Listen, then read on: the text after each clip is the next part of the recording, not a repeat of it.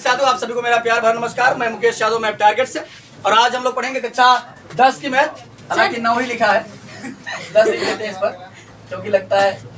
और एक्सरसाइज सहयोग की बात की, यहाँ भी 1.2 ही चल रहा है ना। चलिए, एक्सरसाइज तो नहीं मिटाना पड़ा।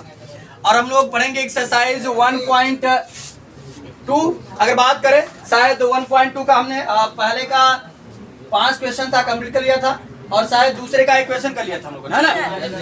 और आज हम लोग पढ़ेंगे दूसरे का दूसरा।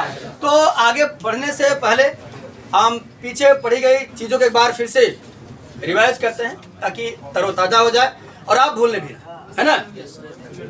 तो यदि हम बात करें बच्चे, शांत रहे आप, यदि हम बात करें बेसिक की, तो बेसिक में हमने सीखा था संख्याओं के बारे में। जो संख्याओं की यदि हम बात करें तो संख्याएं कितने प्रकार की होती हैं? दो प्रकार की होती हैं। कौन कौन? वास्तविक और काल्पनिक। तो यहाँ समझेगा कि यदि हम बात करें तो वास्तविक के अंतर्गत हमने कई प्रकार की संख्याएं सीखा था, जैसे कि प्राकृतिक, पूर्ण संख्याएं, पूर्णांक, परिमेय, अपरिमेय, अभाज्य, अभाज्य, सम, विषम, इस तरीके से। लेकिन आप में जो आपके सिलेबस में जो अहम भूमिका है वो परिमेय के इर्द गिर्द आ जाइए। परिमेय संख्या है बच्चों। तो परिमेय संख्या की यदि हम बात करें तो हमने परिभाषा बताया था बच्चे कि ऐसी संख्या जिसे हम P अपान Q के रूप में व्यक्त कर सकते हैं, जहां P और Q क्या होने चाहिए? पूर्णांक होने चाहिए, और Q नॉट इक्वल टू क्या होना चाहिए? 0। यानी हर में 0 नहीं हो सकता। साथ ही यदि हम बात करें तो इसका अगर हम एचसीएम निकालते तो कितना आता था? 1। ठीक। तो क्या करिए, ऐसा करिए आप लोग कि 4 लोग बैठिए, 4 लोग बैठिए। क्या करिए? ए बच्चे, वो वाली बच्चे जाता है, कितने बच्चे? 3 3 6 अलग नहीं। ए आशीष, आप लोग आप 3 बच्चे उठो तो आप लोग जहाँ पर 2 लोग हैं वहाँ बैठ जाइए। आप जहाँ आगे जाएंगे बच्ची इधर जाइए, आगे जाओ, इधर आ जाओ। चलो आप सही से बैठो, कैमरा। ये बच्चे जल्दी करिए, बैठिए फटाक से।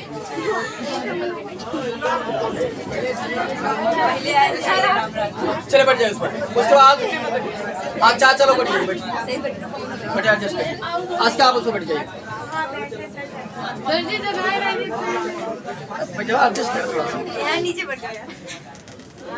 आप बैठ गए जल्दी आया करें। राज बैठो, एडजस्ट करो ना, काहे नहीं एडजस्ट कर रहे हो? चले, हाँ ये बच्चे चले, सब बैठ गया ना, तो समझिए ध्यान सब। अब अगर बात करें तो हमने बताया था कि परिमेय संख्या की यदि बात करें तो जिसे हम P अपान Q के रूप में व्यक्त कर सकते हैं, जहां P और Q पूर्णांक होंगे, Q नॉट इक्वल टू 0 होगा, यानी Q 0 के बराबर नहीं हो सकता है, और इनका एचसीएफ फाइंड करेंगे तो कितना आएगा? 1 आएगा।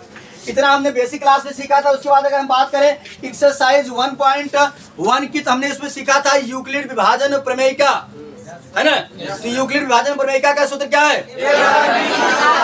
A बराबर BQ प्लस, जहां A और B हमारे क्या होते थे?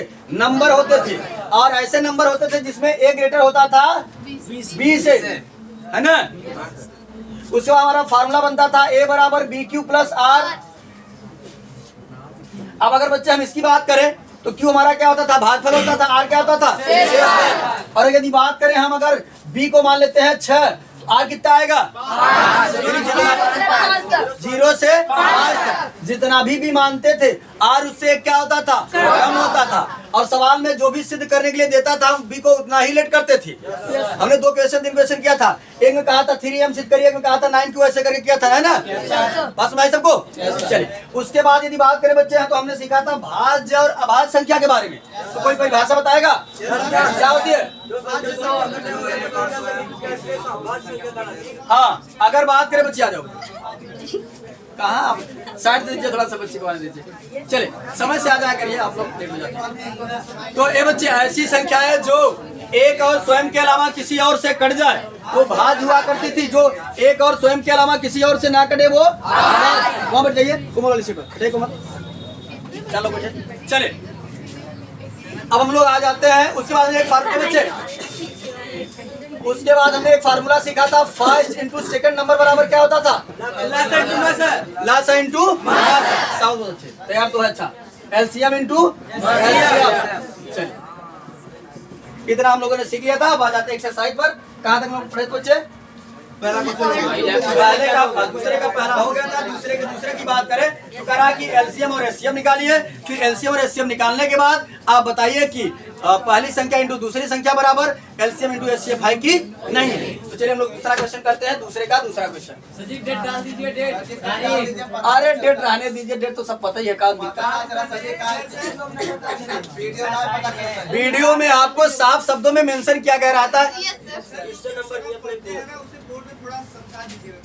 अच्छा ठीक, अच्छा ठीक, यहाँ समझिएगा ध्यान से। अगर वीडियो में हम बात करें तो वीडियो में साफ शब्दों में लिखते हैं एक्सरसाइज फलाना फलाना, है ना? Yes sir. और ये भी मेंशन कर देते हैं क्वेश्चन कहाँ से कहाँ तक। उसमें क्वेश्चन ही मेंशन रहता है, नीचे देखिएगा क्वेश्चन फलाना से फलाना तक। चलिए, अगर आपकी बात डेट है तो डेट डाल देते हैं। अब वहाँ लिखिए नेक्स्ट, कल से हाँ डेट डाल देंगे। चलिए ठीक।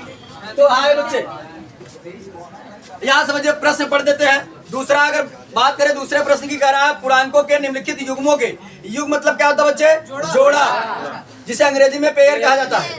ठीक, पूर्णांकों के निम्नलिखित युग्मों के एचसीएफ और एलसीएम ज्ञात कीजिए, यानी लासा और मासा, तथा इसकी जांच कीजिए कि दो संख्याओं का गुणनफल बराबर एचसीएम इंटू एलसीएम है कि नहीं। ठीक, चलिए, पहला क्वेश्चन था 26 और 91 और दूसरा क्वेश्चन है 510 और 91। लिखते हैं 510 और 92। चले ए बच्चे, हमने बताया था कि हम क्या काम करेंगे, इसको काटेंगे। जैसे काटना जानते थे लोग, 510 को हम काटते हैं। तो यहाँ समझिएगा, कल हमने 2 की विभाज्यता बताई थी। जो बच्चों की विभाज्यता नहीं पता है तो एक दिन हम विभाज्यता की क्लास चला देंगे। ठीक, जिन बच्चों की विभाज्यता पता है अच्छी बात है, जिनको नहीं पता है एक दिन हम विभाज्यता की क्लास चला देंगे ताकि वो चीज पता होना चाहिए सबको। ए बच्चे, लास्ट में 0 है यानी 2 से कट जाएगा। 2 से काटेंगे, 2 दूना 4 बचेगा, 1 हो जाएगा 11, 2 पंचे 10, 2 पंचे 5 2 7 5 12, जोड़ने पर आ रहा है 12। अगर किसी संख्या का योग 3 से कट जाए, वो संख्या भी 3 से कट जाती है। जोड़ने पर आ रहा है 12, 12 में 3 से भाग करेंगे तो कट जाएगा, ये संख्या भी 3 से कट जाएगी। तो चले काट देते हैं 3 से। मुन्ना तुम 9 में हो कि 10 में?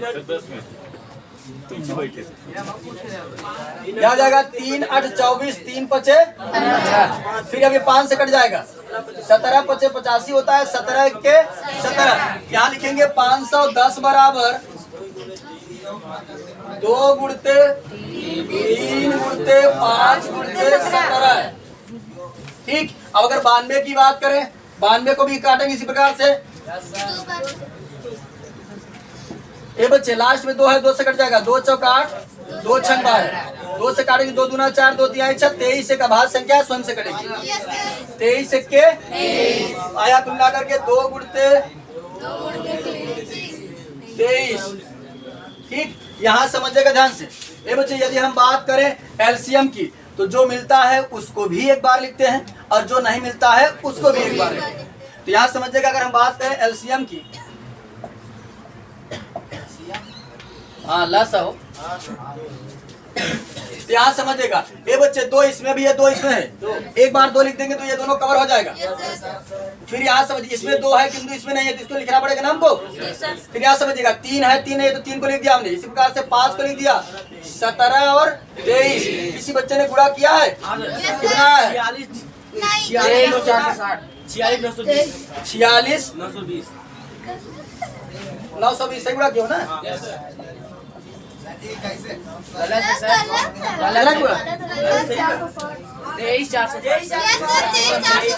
जगह पास गुणा किए हैं आप? 23,460। क्या गुणा? एक आध बार 2 एक्स्ट्रा गुणा कर दिए थे, क्या लगता है? चले, हो सकता है। चलिए बच्चे समझिएगा ध्यान से। अब बात करते हैं हम अच्छा, तो उसका गुणा कर दिए थे, एलसीएम इंटू एचसीएफ का भी समझना है। चलिए यहाँ समझिएगा, अगर हम बात करें एचसीएफ की तो एचसीएफ तो दोनों में कॉमन होता है, तो दोनों में कॉमन है कौन? 2। एचसीएफ कितना आ जाएगा? एक बार आप समझा दीजिए। एलसीएम हमने बताया कि जो मिलता है उसको भी एक बार लिखते हैं, जो नहीं मिलता है उसको भी एक बार लिखते हैं। सभी बच्चों को आवाज सुनाई पड़ रही है? जो मिलता है उसको भी एक बार लिखते हैं और जो नहीं मिलता है उसको भी। यहाँ समझिएगा, यहाँ भी दो है, यहाँ भी दो है। अगर मैंने एक बार दो लिखा, ये दोनों के दोनों आ गए इसमें। बात सभी को क्लियर है? चले, इतने को तो हमने ले लिया। ए बच्चे, इसमें लेकिन दो और था, क्या इसमें था? नहीं। इसको तो लिखना पड़ेगा ना हमको। इसी प्रकार से 3 इसमें था, 3 नहीं था, तो 3 को लिख दिया हमने, 5 को लिख दिया, 17 को लिख दिया, 23 को लिख दिया। बात क्लियर हुई सबको? फिर इसका गुणा किया हमने, 2 का गुणा 2 में किया, फिर 3 में किया, फिर 5 में, फिर 17 में, फिर 23 में गुणा आ गया। ठीक, अब गुणा तो कर सकते हैं, 10 में है ना आप लोग, अब गुणा तो कर ही सकते हैं ना। चले, एचसीएफ की बात करें तो यहाँ हमने कॉमन का मिल रहा है हमको 2। तो हमने एलसीएम और एचसीएफ निकाल दिया।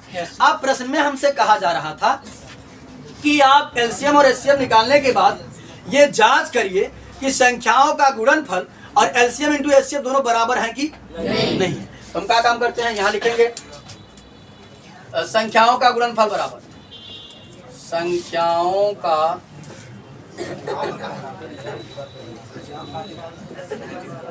गुणनफल बराबर। ये बच्चे संख्या हमारी क्या है? 510 गुणते 92 कितना है गुणा करने पर? 46,920। ये हमारा हो गया संख्याओं का गुणनफल। ये डैश डैश मतलब ऊपर लिखा है, शब्द नीचे भी लिखा है, लेकिन आपको डैश डैश नहीं करना है। ठीक, नहीं नंबर कट जाएगा आपका। चलिए, एलसीएम इंटू एचसीएफ निकालते हैं। एलसीएम इंटू एचसीएफ की बात करें तो एलसीएम कितना है? 23,460। एचसीएफ कितना है? 2। गुणा करेंगे जस्ट इसका उल्टा दुगना हो जाएगा 46,920 कितना है। तो हमने देखा कि संख्याओं का गुणनफल बराबर एलसीएम इंटू एचसीएफ आता है। संख्याओं का गुणनफल बराबर एलसीएम इंटू एचसीएफ। कहीं किसी बच्चे को डाउट? चलिए आगे बढ़ जाते हैं।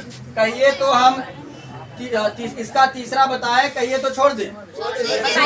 एकदम सेम ऐसे है, ये आपको होमवर्क दे रहे हैं। दूसरे का तीसरा जो है क्या है? होमवर्क। ठीक, और हाँ, दूसरे का तीसरा प्रश्न जो है हमने होमवर्क दिया है, इसे करके आना सबको। ये सबको समझ में आया कि नहीं? कहीं किसी को दिक्कत तो नहीं है ना? बच्चे, लास्ट वाला बच्चा समझ में आ रहा है? क्लियर है ना?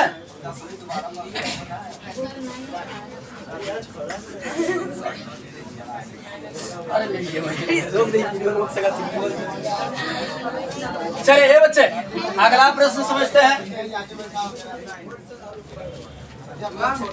जो भी समस्या रहे क्लास के पहले उस समस्या को सॉल्व कर लिया करें। ठीक, अगर आपका प्रश्न है तो खूब खड़ा होकर पूछिए, लेकिन अगर आपस में इधर उधर बात करेंगे बहुत गुस्सा में, आपस में इधर उधर बकवास ना किया करें। चलिए, जो भी बात है, जो आपका प्रश्न है पूछ सकते हैं, कोई दिक्कत नहीं। लेकिन अगर कहा कि आपस में बतियाई इधर उधर करी तो बाहर कर दिया जाए क्लास में, इसमें कोई बर्दाश्त नहीं किया जाएगा।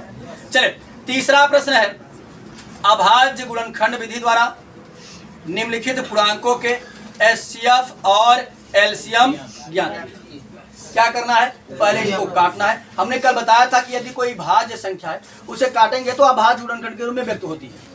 यदि कोई भाज्य संख्या है, जब उसको हम काटते हैं तो वो अभाज्य गुणनखंड के रूप में व्यक्त होती है। एक एग्जाम्पल फिर से बता देते हैं, हो सकता है किसी को ना पता। बताओ ये 12 क्या है? इसको जब काटेंगे तो यहाँ समझिएगा, 2 से काटे, 2 छंग 12, 2 तिहाई छंग, किसके रूप में व्यक्त हुआ? है ना? वही कह रहा कि अभाज्य गुणनखंड विधि द्वारा निम्नलिखित पूर्णांकों के एचसीएफ और एलसीएम ज्ञात कीजिए। तो बेहद आसान प्रश्न है, कुछ नहीं है। अभी जैसे हम फाइंड करें तो इसे फाइंड कर देंगे। तीसरे का पहला प्रश्न है, तीसरे का पहला प्रश्न है, हमें दिया है, क्या दिया बच्चे? 12, 15, 21, 12, 15 और 21। तो समझेगा 12 को यदि हम काटेंगे बच्चे तो 12 बराबर पहले काटेंगे, 2 छंग 12 यानी 2 गुणते 3 आएगा, है ना। और 15 को काटेंगे आएगा 3 गुणते 5, और 21 को काटेंगे तो 3 गुणते 7। बात क्लियर है सभी को? सबसे पहले हम कहाँ निकालेंगे? एलसीएम निकाल लेते हैं। चलिए एलसीएम आगे पीछे निकालते हैं। एलसीएम की यदि बात करें, अगर ये बच्चे जो मैच कर रहा है उसको भी एक बार लिखेंगे, जो नहीं मैच कर रहा है उसको भी एक बार लिखेंगे, ठीक। जो मैच कर रहा है उसको भी एक बार लिखेंगे, जो नहीं मैच कर रहा है उसको भी एक बार लिखेंगे। तो अगर हम बात करें 2 यहाँ है लेकिन और किसी में नहीं है तो 2 को तो लिखना पड़ेगा, ठीक। इस प्रकार से 2 को भी लिखना पड़ेगा, 3 को भी लिखना पड़ेगा, और फिर 5, अच्छा 3 मिल रहा है, हाँ 3 मिल रहा है, 3 सभी में है तो एक बार लिख देंगे, फिर 5, फिर 7 पूरा। कोई बच्चा किया है? कितना आएगा? 420। एलसीएम हमारा आया 420। एचसीएफ निकालेंगे, एचसीएफ जो तीनों में कॉमन हो, कितना हो गया? दूसरा प्रश्न समझ लेते हैं, क्या दिया बच्चे? 17 23। ये बच्चे 17 बराबर लिख सकते हैं 17 गुणते 1। फिर क्या दिया है? 23 को लिख सकते हैं 23 गुणते 1। 29 को लिख सकते हैं 29 बराबर 29 गुणते 1। ये बच्चे ला सका आएगा, ला सब मशीन का गुणनफल हो जाएगा। एलसीएम बराबर 17 23 29 एक मतलब कुछ है। कोई बच्चा गुणा किया है? 11,339 हो जाएगा। और एचसीएफ कितना हो जाएगा? इन सबका कॉमन कितना हो जाएगा? 1। चलिए अगला समझते हैं, तीसरा प्रश्न। इसका भी तीसरा देते हैं, करेंगे? चलिए तीसरा इसका भी होमवर्क देते हैं, यानी तीसरे का तीसरा भी होमवर्क, 2 होमवर्क आपको मिल चुका है, ठीक। चलिए अब जो है ये बच्चे चौथा प्रश्न समझिएगा। चौथा प्रश्न है तो आसान, लेकिन थोड़ा सा कहने का तरीका उसका जो है वो अलग है, ठीक। चलिए समझिएगा, एक बार हट जाते हैं। अगर कोई बच्चा स्क्रीनशॉट वगैरह लेना चाहेगा तो ले सकता है। पिछली बार नहीं लेने देते आप। भूल गए थे, इस बार याद आ गया।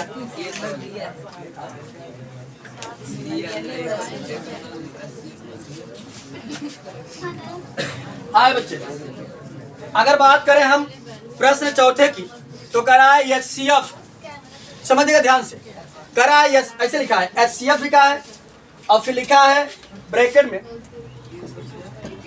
एचसीएफ ब्रैकेट में है 306 कामा 657 बराबर 9। इसका मतलब आप समझते हैं? तुम्हें ए बच्चे तुम्हारे घर घड़ी नहीं लगी है का? कितने बजे आते हो? वार्निंग दे दिया गया है, अब ऐसे अगर किए तो रजिस्टर बन जाएगा। आज या कल रजिस्टर बना देंगे। रजिस्टर बन गया, उसके बाद अगर 3 दिन गैप किए ना तो बाहर कर दिया जाएगा, तब समझ में आएगा। जो भी तुम 7:30 बजे आ रहे हो समय से नहीं आ पाते हो। चलिए समझिएगा ध्यान से, इसका मतलब समझते हैं?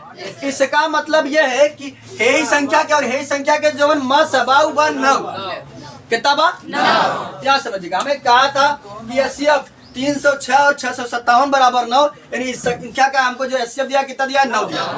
तो दिया है 9 बराबर 9 दिया है, तो फिर लिखा है दिया है, फिर कह रहा है कि एलसीएम, किसका एलसीएम? इसी का एलसीएम, फिर लिखा हमको एलसीएम ज्ञात करना है 306 657 ज्ञात कीजिए, ठीक। तो हमने इसके पहले एक फार्मूला बताया था कि यदि हमको 2 संख्या दिया हो, ठीक, का दिया हो 2 संख्या दिया हो और उनका लसा या मासा कोई एक दिया हो, तो और कोई पूछा रहा है तो हम निकाल देंगे आसानी से। तो हमको 2 संख्या तो दिया ही है, एचसीएफ 9 दिया है, एलसीएम पूछ रहा है, तो क्या करेंगे? आसानी से निकाल सकते हैं। चलिए, कहाँ दिखाई दे रहा है? नीचे लिखे, इसलिए नहीं दिख रहा है कि स्याही नहीं दिख रही है। अच्छा नीचे लिखे इसलिए नहीं दिख रहा है का? चले अच्छा ऊपर लिखेंगे, ये तो समझा रहे थे रफ्तार, ऊपर लिख दे रहे। हाँ तो क्या क्या है बच्चे?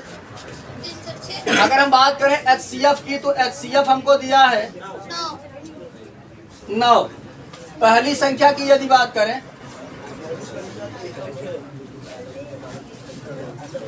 पहली संख्या कितना दिया है 306 और दूसरी संख्या 657 दूसरी संख्या है 657। तो हमसे एलसीएम पूछा जा रहा है।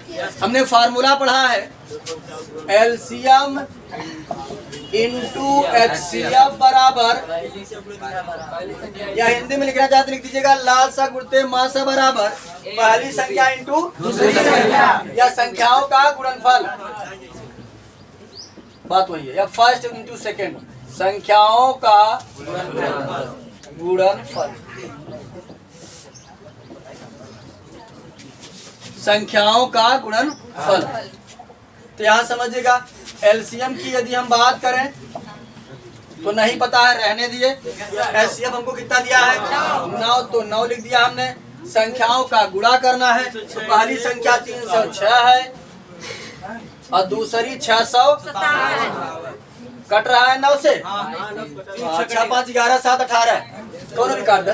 9 1 के न चाहिए काट दे। 9 1 के 9 इसे काटेंगे। 9 3 27 बच्चा कितना 3 हो गया 36। 9 4 36 कितना आया 34। गुणा करें कितना आएगा 22,338। यही है, ये हमारा हो गया एलसीएम। सभी को क्लियर है? कहीं डाउट किसी को? अरे हमको काटे इसलिए है कि एलसीएम निकाले बना जेकर मान निकाले होता हो क्या हम एक तरफ अकेले ही करी थे। तो चाहे तो आप भाग दे करके काटो और चाहे डायरेक्ट काट दो, कोई दिक्कत नहीं है। सुन भाई बात। चले मिटा दे इसको। कौन सा प्रश्न था ये? चौथा प्रश्न था। चलिए इसको मिटा दे रहे हैं।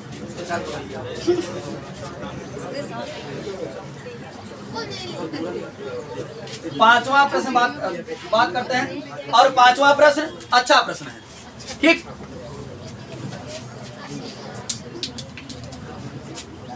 पांचवा प्रश्न समझिएगा ध्यान से। कह रहा है कि जांच कीजिए कि क्या किसी प्राकृतिक संख्या n के लिए संख्या 6 के पावर n अंक 0 पर समाप्त हो सकती है। तो याद समझिएगा, अगर कौनो भी संख्या 0 पर समाप्त होए, कुछ भी मान लेता हम 100 लिख दे 0 पर समाप्त होता, 40 लिख दे 0 पर समाप्त होता, 20 लिख दे 0 पर समाप्त होता, 50 लिख दे 0 पर समाप्त होता, या मान लो 5,400 कुछ भी लिख दे जो मनमानी 0 पर समाप्त होता। समाप्त होता नहीं। लेकिन एमएम की एक चीज देखे मिले, देखे क्या मैं समझिएगा ध्यान से।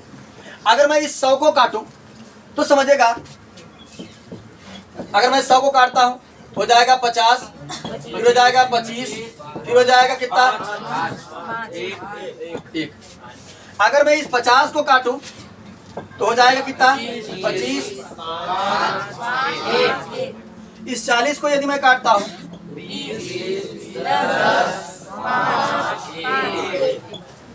ठीक, यदि मैं इसको काटता हूं तो 2 दूना 4, 2 सता 14, 2 तिहाई 6, 2 शून्य सही कटा है। 2 1 के 2, 2 तिहाई 6, 2 6 12, 2 पंचे सही है ना। 5 से काटेंगे तो हो जाएगा 5 दूनी 3 से कट रहेगा 3 चौक 12, 3 पंचे 15, 6 5 6 5 11, 3 14, 1 15 कटे तो 3 पंचे 15, 3 पंचे 15, 5 4 5 5 10 अब नहीं कटेगा 5 से ऐसे काटेंगे हम 5 9 45, 5 1 के 5। अब जो भी आगे कटेगा 13 हाँ 13 कटेगा 7 से, हम तो उससे मतलब नहीं है, मैं बताना क्या चाह रहा हूँ उसको समझिए ध्यान से। 13 कटेगा 7 से कटेगा। अगर मैं सभी एग्जाम्पल को एक बार फिर से अगर देखता हूँ तो मैं एक निष्कर्ष निकल कर आता है। निष्कर्ष ये निकल कर आता है कि सब में हमको 5 देखने को मिल रहा है, ठीक। अगर कोई भी संख्या 0 पर समाप्त होगी तो उसमें एक निष्कर्ष ये निकल कर आ रहा है कि उसमें 5 का मल्टीपल जरूर होगा। आप कोई सी भी संख्या सोच लीजिए, अगर वो 0 पर समाप्त होगा तो उसके गुणनखंड में 5 जरूर होगा। हाँ 2 का होगा लेकिन जो है कि 5 जरूर होगा। ठीक, हाँ 2 भी होगा लेकिन हम जो बता रहे हैं 5 कि अगर 0 पर समाप्त होगा तो उसमें 5 का मल्टीपल अवश्य ही होगा। बात समझ के नहीं? इस अगर करा आप बताओ कि 6 के पावर n का 6 के पावर n मतलब समझे ये n हमारी घात। अब इनके घात पता ना बा कि घात 1 बार बा कि 4 बार बा कि 1000 बार बा कि करोड़ बा कि अरब खरब का बा, हमके नहीं पता। ये हमको नहीं क्लियर है कि ये जो n है पावर है वो कितनी बार है, तो हमसे उससे कोई मतलब नहीं है। अगर ये 6 के पावर n 0 पर समाप्त होगा इसका मल्टीपल 5 अवश्य होगा कि नहीं होगा? तो अगर हम देख लेते हैं कि अगर इसके मल्टीपल में 5 होगा तब तो ये 0 पर समाप्त होगा, और अगर 5 नहीं होगा तो 0 पर समाप्त नहीं होगा। बात सबको सुना रहे कि नहीं? अगर हम इसका क्या करेंगे, फैक्टर करेंगे। अगर इसके फैक्टर में यानी गुणनखंड करेंगे, अगर इसके फैक्टर में 5 आ रहा है तब तो हम कह देंगे ये जो है 0 पर समाप्त होगा, और 5 नहीं आ रहा है तो 0 पर समाप्त नहीं होगा। तो चलिए हम लोग क्या काम करते हैं, चेक करते हैं। ये तो हमने एग्जांपल दिया था ढेर सारा।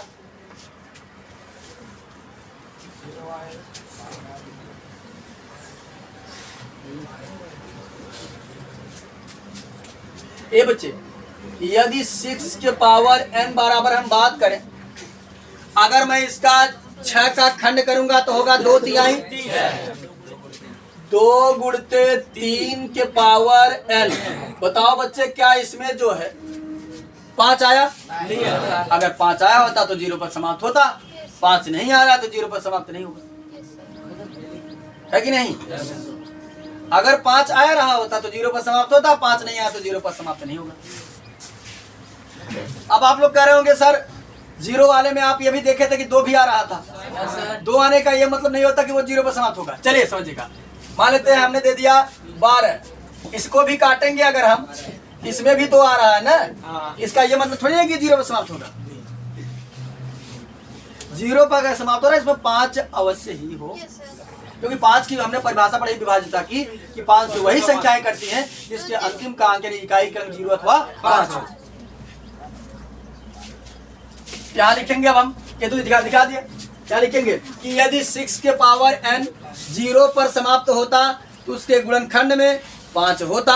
अगर 0 पर जो कि इसके किंतु इसके गुणनखंड में जो कि 5 नहीं है, अतः 6 के पावर n 0 पर समाप्त नहीं होगा।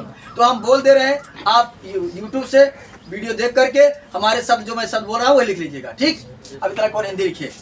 क्या लिखेंगे आप जानते हैं कि यदि, सुनिएगा ध्यान से, कि यदि 6 के पावर n 0 पर समाप्त होता तो उसके गुणनखंड में 5 अवश्य ही होता, किंतु 6 के पावर n के गुणनखंड में 2 और 5 है, सॉरी 2 और 3 है, 5 नहीं आया है, अतः 6 के पावर n कभी भी 0 पर समाप्त नहीं।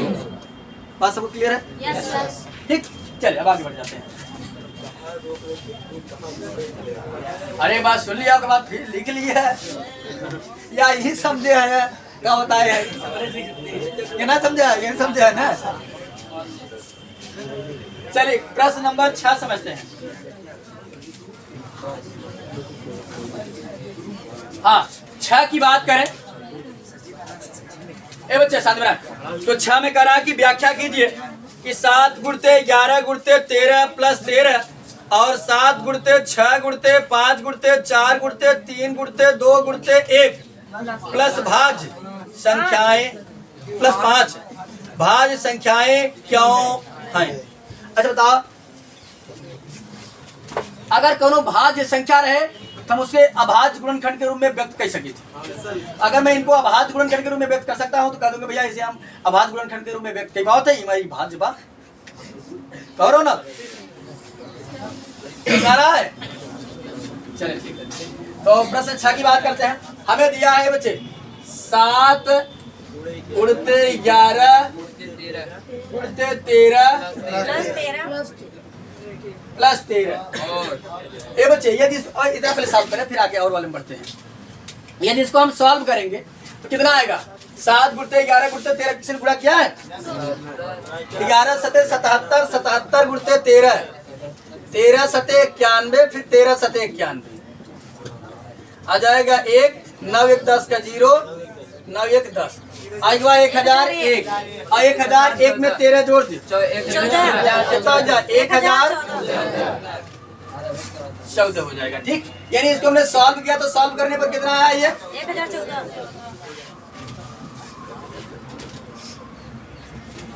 अब मैं क्या काम करूंगा? 1014 को काटूंगा। अगर ये अभाज्य गुणनखंड के रूप में व्यक्त हो जाता है तो हम कह देंगे भैया क्योंकि ये संख्याएं जो है वो भाज्य है, क्योंकि हम अभाज्य गुणनखंड के रूप में व्यक्त कर सकते हैं। चलिए समझिएगा ध्यान से। ये हमारा लाइट जल रहा है कि माइक का? वही हम सोचा डिस्कनेक्ट तो नहीं हो गया। 1014 को हम लोग काटेंगे 2 पंचे 10, फिर 2 सत्ते 14 गलत है। यहाँ समझिएगा मैं काट रहा हूँ 2 से, 2 पंचे 10 पूरा का पूरा कट गया और यहाँ बचा 1, यहाँ से कुछ बच के नहीं गया, यहाँ है 1। तो जब मैं बड़े अंक से काटूं और आगे छोटा अंक रहे तो 0 बार ले जाते हैं।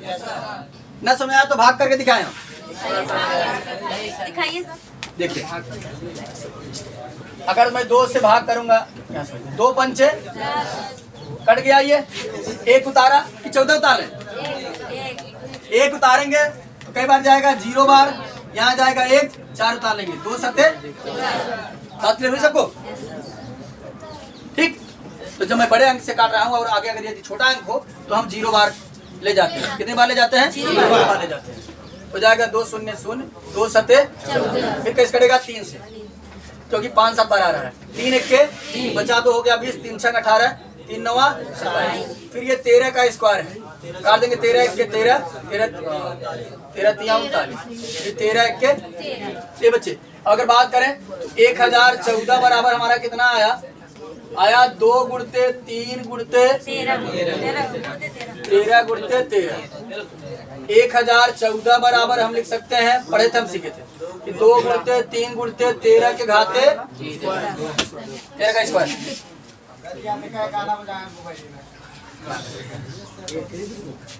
मिलते हैं अभी।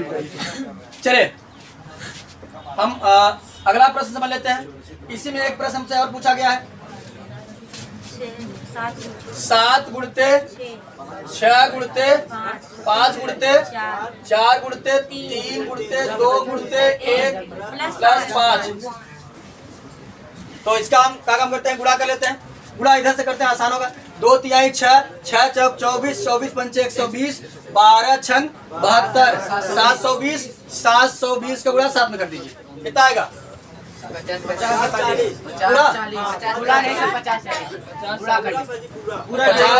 40 और 5 जोड़ देंगे तो हो जाएगा 50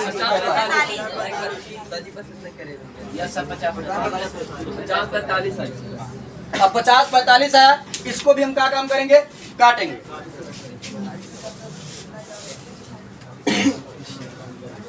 तो कुल मिलाकर के 50 45 है।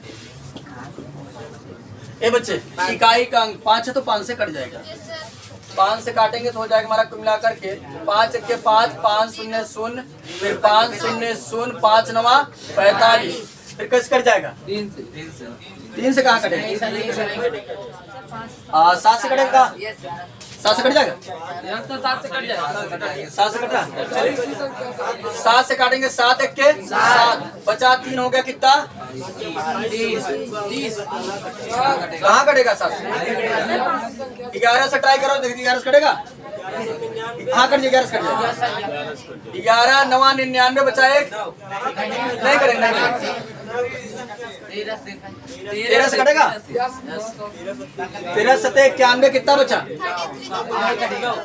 नहीं कटेगा। 17 से कटेगा?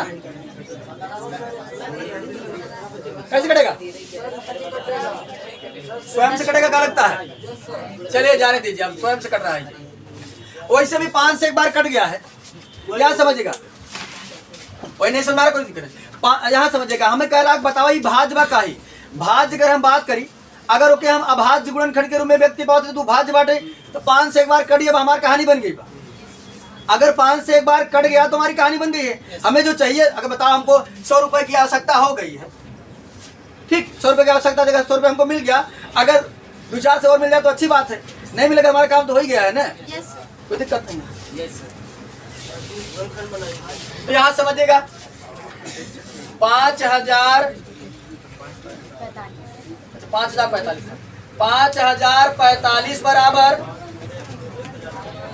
5 गुणते 1009। ए बच्चे अब हम कहा लिखेंगे लास्ट में लिखेंगे कि 7 गुणते 11 गुणते 13 प्लस 13 और 7 गुणते 6 गुणते 5 गुणते 4 गुणते 3 गुणते 2 गुणते 1, ये दोनों ही संख्याएं भाज्य संख्याएं हैं, क्योंकि इसे हम अभाज्य गुणनखंड के रूप में व्यक्त कर सकते हैं। लिख ले जाएंगे ना, हिंदी लिखेंगे, सीधे बता दे रहे हैं कि 7 गुणते 11 गुणते 13 प्लस 13 और 7 गुणते 6 गुणते 5 गुणते 4 गुणते 3 गुणते 2 गुणते 1 प्लस 5, ये दोनों ही संख्याएं भाज्य संख्याएं हैं, क्योंकि हम इसे अभाज्य गुणनखंड के रूप में व्यक्त कर सकते हैं। क्लियर बात सबको? हाँ, खड़े हो जाओ, कहाँ दिक्कत है? इसको क्या समझिए, इसका हमने गुणा किया है, फिर इसको जोड़ दिया तो आ गया 1014। ठीक, ये समझ में आया? चलिए 1014 आया, 1014 को फिर हमने काटा, भाज्य गुणनखंड को व्यक्त किया, इतना आया। इसी प्रकार से हमने याद समझिएगा, ये 2 बार था तो हमने 2 बार लिख दिया। ठीक, उसके बाद हमने इसको जब सॉल्व किया तो इतना आया, फिर इसको भी काटा हमने इस रूप में। तो भाज्य, यदि बात करें अगर कोई भाज्य संख्या है, तो हम उसे अभाज्य गुणनखंड के रूप में व्यक्त कर सकते हैं। हमने देखा कि इनको भी हम अभाज्य गुणनखंड के रूप में क्या कर रहे हैं, व्यक्त कर पा रहे हैं। इसका मतलब है कि ये संख्या और ये संख्या कहाँ गई है, ये संख्या और ये संख्या क्या है, भाज्य संख्या है ना। अगर हम अभाज्य गुणनखंड के रूप में व्यक्त कर पा रहे हैं तो वो क्या है, भाज्य संख्या।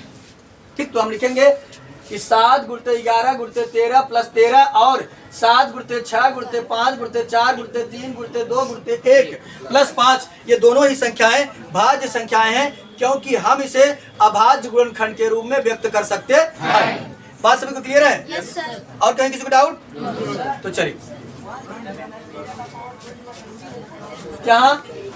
यहाँ पर, हाँ यहाँ समझिए, इसके पहले हमने सीखा था कि कहा था कि अभाज्य गुणनखंड के रूप में व्यक्त कीजिए। अगर किसी का मल्टीपल बार बार आ रहा है तो आप स्क्वायर कर दीजिए। ठीक, चलिए आगे समझते हैं 7वां प्रश्न, और इस एक्सरसाइज का लगभग जो है कि लास्ट क्वेश्चन समझिएगा। ये बच्चे, इस टाइप का क्वेश्चन जब भी आपसे पूछे, जैसे समझिए कहेगा, कभी कभी कहेगा कि 3 घंटियां एक साथ बजती हैं, 3 प्लेयर एक साथ दौड़ते हैं, फिर वो एक साथ कब 3 घंटियां बजेंगी, एक साथ में बजेंगी, या तीनों एक साथ कब मिलेंगे, ये समझिएगा ध्यान से। तो प्रश्न हमसे कहा रहा, किसी खेल के मैदान के चारों ओर एक वृत्ताकार पथ है। कोई खेल का मैदान है, उसके चारों तरफ एक वृत्ताकार पथ है। तो शायद जब मैं कक्षा 9th में वृत्त पढ़ा रहा था तो हमने बताया था कि वृत्त की शुरुआत कैसे हुई।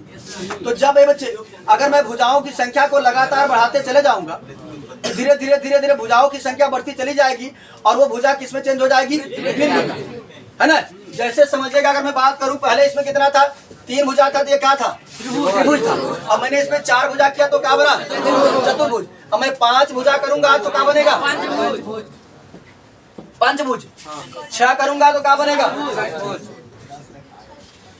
फलता ऐसे था। ठीक, इस तरीके धीरे धीरे धीरे धीरे धीरे भुजाओं की संख्या बढ़ती चली जाएगी, तो किसका निर्माण हो जाएगा, वृत्त का निर्माण हो जाएगा, है ना।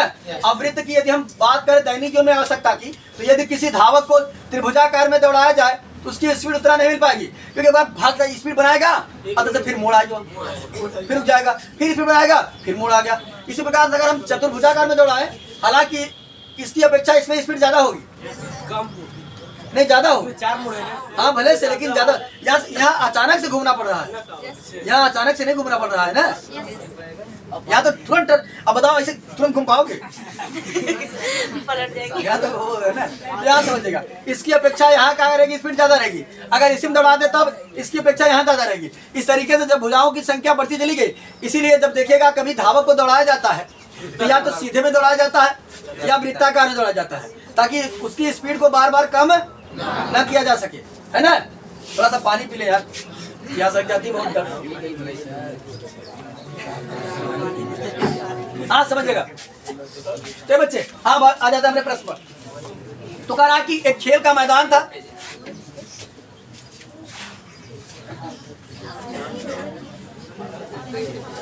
चले हाँ बच्चे समझिएगा। किसी खेल के मैदान के चारों ओर एक वृत्ताकार पथ, इस मैदान का एक चक्कर लगाने में सोनिया को 18 मिनट, कोई एक बच्ची है सोनिया नाम की जो चक्कर लगाने में कितना समय लेती है 18 मिनट, जबकि इसी मैदान का एक चक्कर लगाने में रवि को 12 मिनट लगते हैं। कोई रवि नाम का एक लड़का है जो 12 मिनट में चक्कर लगा देता है। मान लीजिए वे दोनों एक ही स्थान और एक ही समय में चलना प्रारंभ किए। यहाँ पर खड़े थे, हमने कहा गो और दोनों दौड़ना प्रारंभ कर दिए। ठीक, चलना प्रारंभ करके एक ही दिशा में चलते हैं। कितने समय बाद वे पुनः प्रारंभिक स्थान पर मिलेंगे। तो कहा था फिर से समय बताया जाए कि कितना समय बाद वो जहां से दौड़े थे फिर प्रारंभिक स्थान पर मिलेंगे। ये बच्चे समझेंगे ध्यान से। एक जो सोनिया है वो 18 मिनट में एक चक्कर लगाती है और जो रवि है वो 12 मिनट में। इसका मतलब रवि तेज जा रहा है, जल्दी पहुंच रहा है ना, और जो सोनिया है वो स्लो दौड़ रही है। ये बच्चे एक समय आएगा कि ये देखो रवि आगे आगे जा रहा है फास्ट फास्ट और सोनिया है, एक समय आएगा धीरे धीरे धीरे धीरे धीरे धीरे क्या हो जाएगा, उन दोनों की एक ही समय पे क्या हो जाएंगे, मिल जाएंगे। जहाँ स्टार्ट वहीं कहाँ हो जाएंगे, मिल जाएंगे। क्योंकि एक आगे कंटिन्यू जा रहा है, एक पीछे जा रहा है, एक की स्पीड कम है, एक की स्पीड ज्यादा है। धीरे धीरे धीरे धीरे एक समय आएगा कि दोनों एक ही स्थान पर फिर से मैच करेंगे, फिर से मिलेंगे ना। वही हमको क्या करना है, समय बताना है। तो जबकि इस टाइप का पूछे कि 3 घंटियां बज रहे हैं, 4 घंटियां बज रहे हैं, 2 घंटियां बज रहे हैं, पुनः एक साथ कब बजेंगी या पुनः एक साथ कब मिलेंगे, बस उनका क्या करना है, लस निकाल देना, आसानी से हो जाएगा। तो कुल के कौन कौन क्या क्या है, 18 और 12। तो 18 के यदि लसा की बात करें तो बच्चे 2 गुणते दोनों 18, 2 गुणते 3 गुणते 3 और फिर क्या है 12, 2 गुणते 3। ये बच्चे अगर बात करें हम एलसीएम की, एलसीएम हमारा जो कौन सा तो जो मैच करता है उसको भी एक बार लिखते हैं, जो नहीं मैच करता उसको भी एक बार लिखते हैं। इस 2 को लिख दिया तो ये आ गया, ठीक। और ये 2 बच रहा है, इसको हमने लिख दिया। और बच्चे इस 3 को लिखा, दोनों हो गया, 2 दूना 4 या 12 तिहाई 36। इस प्रश्न में लिखेंगे कि रवि और सोनिया पुनः जो कि रवि और सोनिया 36 मिनट बाद पुनः अपने प्रारंभिक स्थान पर एक साथ मिलेंगे। फिर से सुनिएगा कि रवि और सोनिया 36 मिनट बाद रवि और सोनिया पुनः अपने प्रारंभिक स्थान पर एक साथ मिलेंगे। बात सब क्लियर है? यस। तो इस वीडियो में इतना ही, बाकी मिलते हैं नेक्स्ट वीडियो में।